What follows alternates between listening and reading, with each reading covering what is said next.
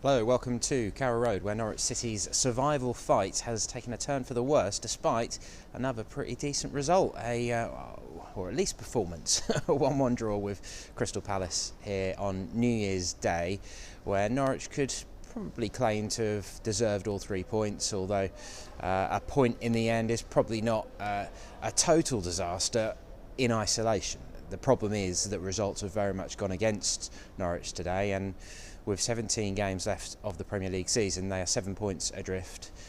They are still bottom of the Premier League table, and things are looking very, very difficult from here, with trips to Manchester United, Arsenal, Tottenham, Chelsea and Manchester City still to come this season. It's looking really, really tough for Norwich, and it's another day where they leave with frustration, having played pretty well, certainly not playing like a team who should be heading back down to the Championship, but it seems like they may have too much to recover from this point.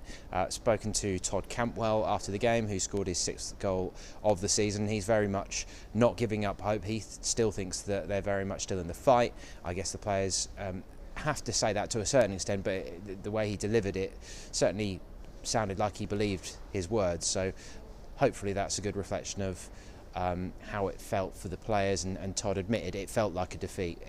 The position that they're in now, they couldn't afford any less than a win. They're already in that position on New Year's Day, so it's a tough one to take, and the atmosphere around Carrow Road at the moment is one of pent-up frustration. A lot of that frustration is being directed in the direction of the video assistant referee, which we're going to have to talk about again. VAR having not quite as much of an impact on this game, but certainly was prevalent in the celebrations for the goals, but I'll come on to that in just a second. But going into kick-off, Villa had already won at Burnley, Watford had beaten Wolves, and Southampton had beaten Tottenham. So even before a ball had been kicked here this evening, they knew that a win was needed if they were going to haul themselves back into things ahead of a break for the FA Cup. But of course we all go to Preston on Saturday, and we shall see how many players Daniel Farke deems fit to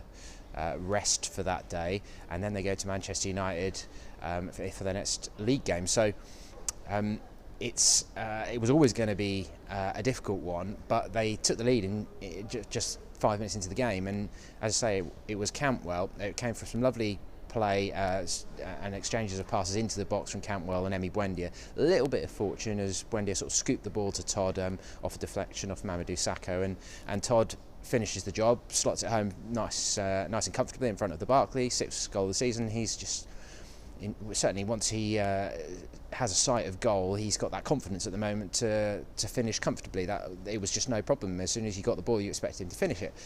The only problem was it did look a touch offside.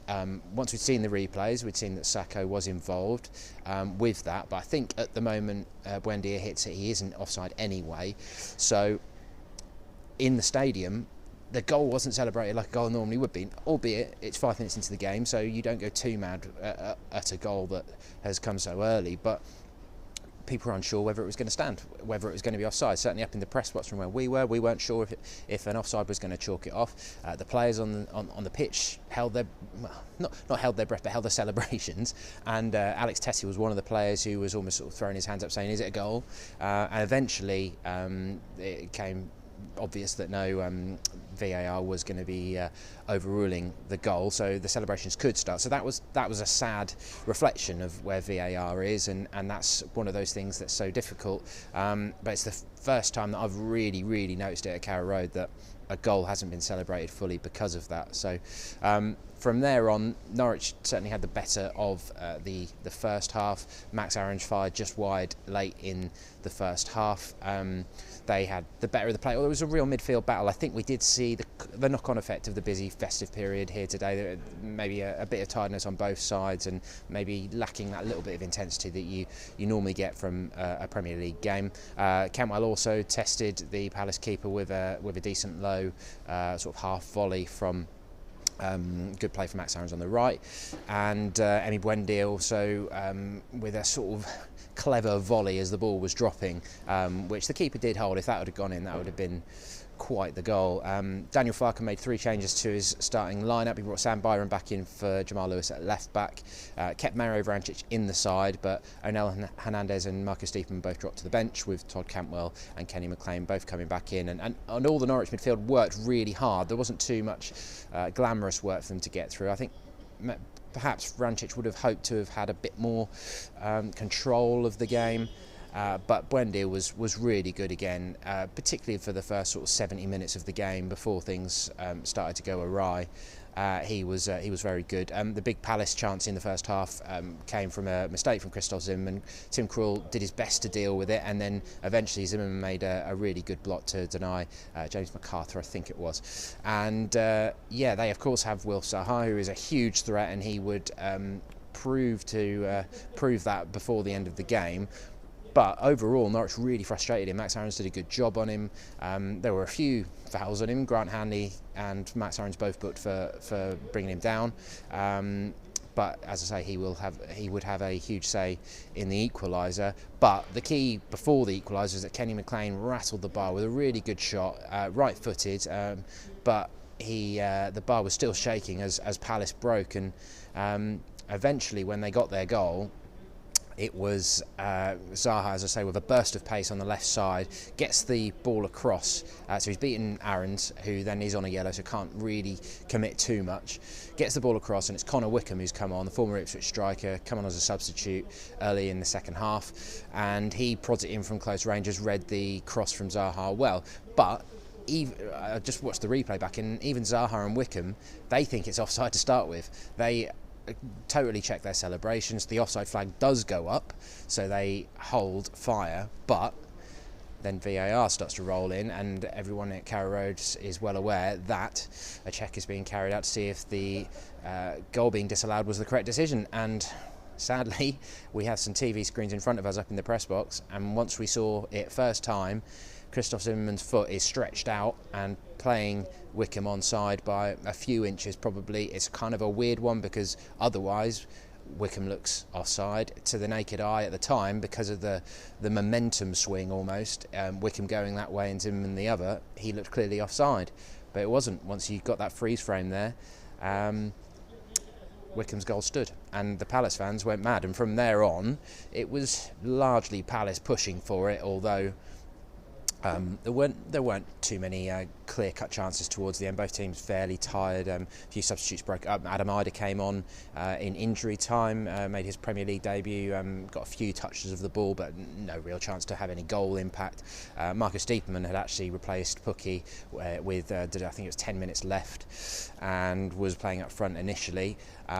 So the substitutes didn't really make too much of an impact. Onel Hernandez had come on as well, but didn't get too much of a chance to really push forward. So by the end, it was more that Norwich were sort of a bag of nerves, and they knew that once again they'd allowed a lead to slip. And sadly, that's 7 of their last 9 games that they've had a lead in. And of course, the only win they've got is at Everton, that 2-0 win. They've lost, that they've only won one of their last 15 games now in the Premier League, and of course that is relegation form in terms of results. We all know full well that in terms of performances and the effort, you can't fault the effort, there's no doubt about that they have been doing pretty well recently, certainly since Zimmermann has been back in defence and since Hanley's been alongside him. The defence of aerial balls and set pieces was much better today. The organisation seems to be there, and that is probably benefiting from a run of games that Daniel Farke has been able to play a fairly settled team. But in the end, that hammer blow has very much felt like a defeat, and it was a very flat atmosphere in the end, knowing that there's a bit of a slog ahead. And Daniel Farke had already said that a miracle was needed to get to secure survival. Well, he said that ahead of this game. It's certainly the case after the game. So we shall see. We head to Preston and see what sort of team is put out there, because obviously they'd love a win. That would be a boost, but Preston are going to be well up for that one as well, no doubt. They're sort of in the mix for the playoffs, although I think they've dropped off a little bit from where they were. They did have a real good run of form ahead of Christmas, which had seen Alex Neil being linked with Stoke at one point, wasn't he? And there was a bit of drama going on there as to whether he was actually going to go and whether permission had been agreed, and Preston got rather angry with Stoke, and after that they had a bit of an upturn. But Alex Neil, of course, is going to be well up for the upset. Whatever team he puts out is going to be fully fired up, and Norwich have just had a very draining spell of fixtures, so I'm really not too sure what we can expect from Saturday, but we've got a few days to think about that one.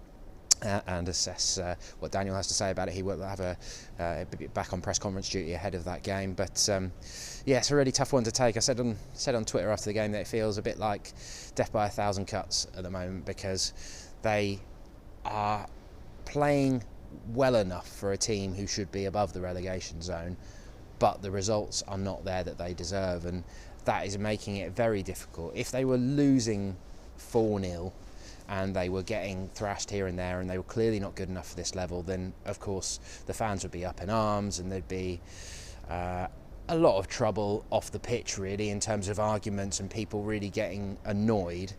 But fans can't really do that at the moment. They certainly can't level it at the players, that they're not trying hard enough, that they're not trying to do the right things, but they're just not falling the right side of results in this division, and now they've really left themselves a big task. If they can pull it off, it's going to be something really special, but with those fixtures that I listed earlier that are still to come, it's difficult to see it happening. So we shall see. A new year, but unfortunately the same old story for Norwich that we have been talking about in recent weeks. Let's try and enjoy the FA Cup, I guess.